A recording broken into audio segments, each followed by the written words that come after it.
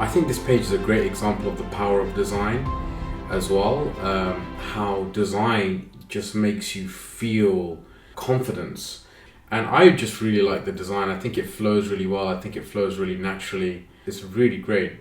However, I am going to play devil's advocate. The first point that comes to mind when trying to find reasons for why this might potentially not work. The first is the principle of reactance, which essentially states that when we feel someone's trying to persuade to us, our radar system goes off and this kind of anti-persuasion shield overcomes us. So that's the first thing, is the principle of reactance. Now, how to that? I think, the first thing we would do is, let's use this page for long tail keywords where people are searching for virtual assistants and India.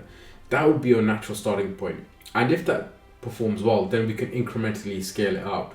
We can incrementally scale with virtual assistants, and then even virtual assistants Philippines, which would be the last segment you'd really experiment with, because of course people are looking for services in Philippines, as we know through the principle of reactance.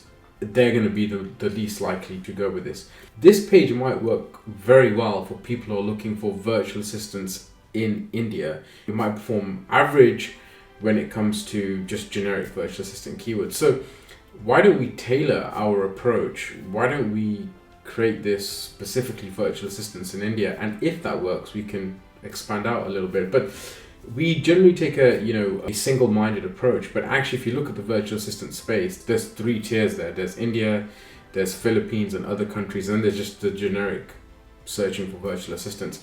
And you might find that the temperaments within those 3 cohorts is very different. So why have one page for all of them?